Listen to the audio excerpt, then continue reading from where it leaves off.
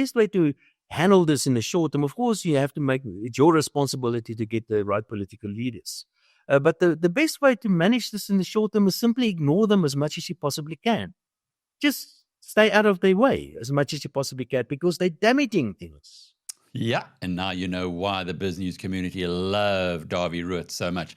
He is the chief economist of the Efficient Group, and who better than the straight-talking, hard-hitting economist, often economist of the year in the annual competition that is held to acknowledge who the best of them are.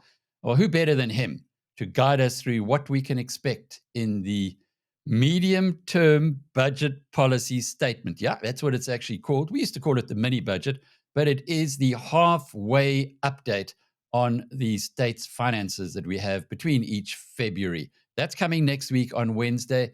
And what exactly does it mean and why? Well, let's pick up from Dawie on exactly whether or not we can be maybe having another shock that we had in 6 months ago when the government tried to increase VAT. Alec, remember, this is the medium-term budget policy statement next week. This is not the budget.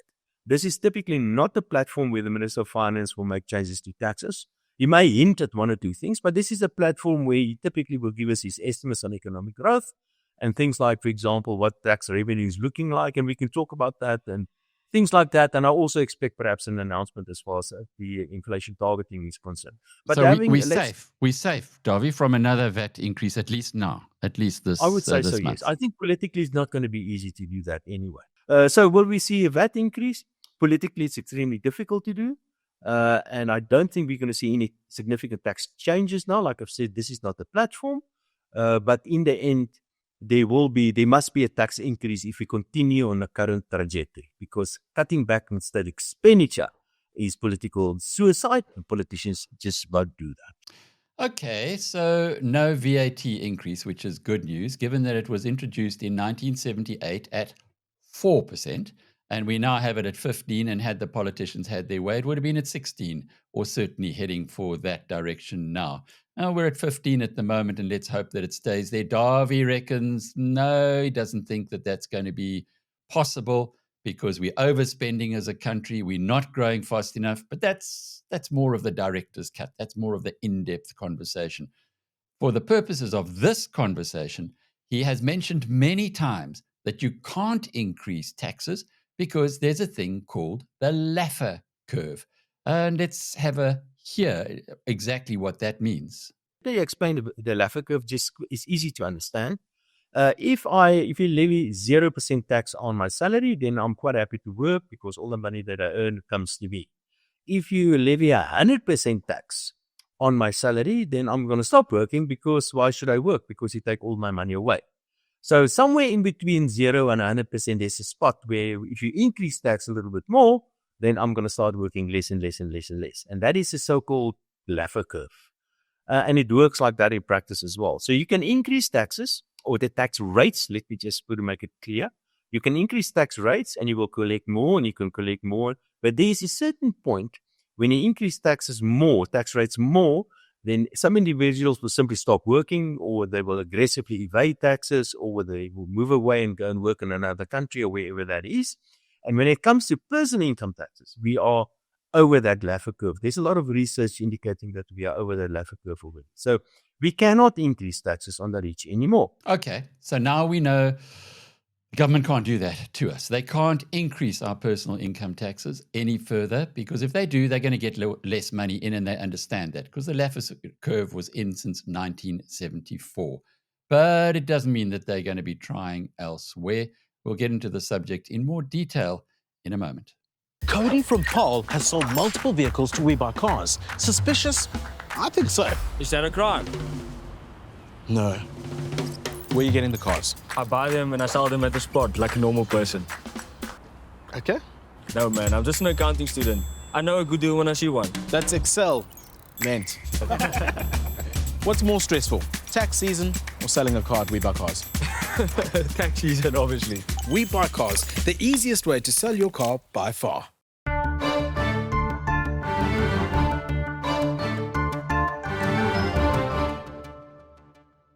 Okay, well, tax season, we're in it, at least as far as the government is concerned. And it'll be interesting to follow how much interest there is in the medium-term budget policy statement next week. Certainly, as far as Treasury is concerned, they're on it. I'm probably not going to be there. I like to get into the lockup, but this time around, I left my application a little late, and they're very strict at Treasury. So you don't make it on time, they won't let you in, even though it's like 10 days to go.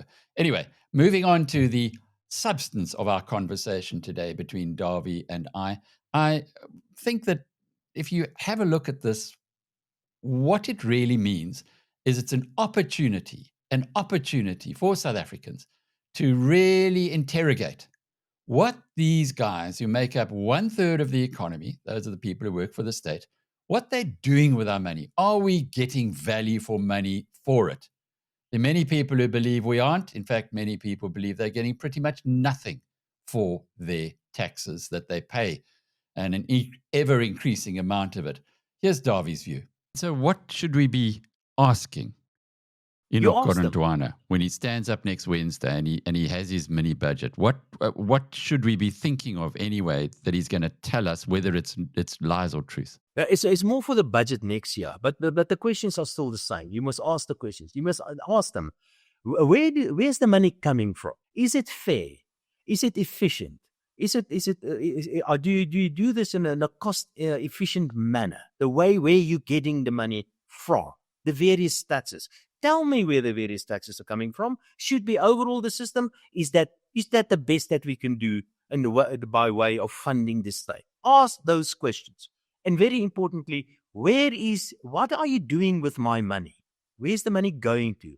Is it spent efficiently? Are you handing out contracts to the most effective and the best contract value for money for the taxes that I pay to you? Are the civil servants paid for what they're worth to me because they work for me in the end? Do we need all these cabinet ministers, or can we do with fewer because I fund them? Do we need the ministers to drive around in these black cars with the blue lights and assaulting people next to the road because that is done with my money in the end? Those are the questions that we need to ask. And don't let them off the hook. Let them answer those questions. And when a political party comes around next time, and when they've got these political manifestos, go through the manifesto and see if you can get the answer to these questions in the manifestos. Where are they going to get the money? Is it fair? And where's the money go to? And are they spending that efficiently or not? Get the politicians to answer those questions. So, Dawie, we're at a stage where fewer and fewer people have been voting in South Africa. What you say now resonates with me. I'm sure it resonates with many members in the BizNews tribe.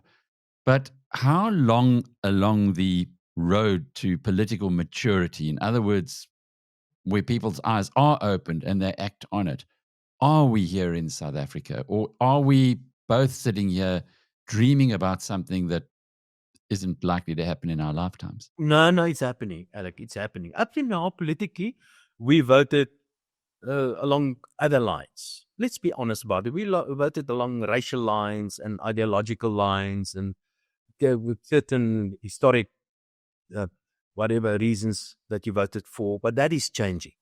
We are voting for something else now. We are voting for bread and butter stuff.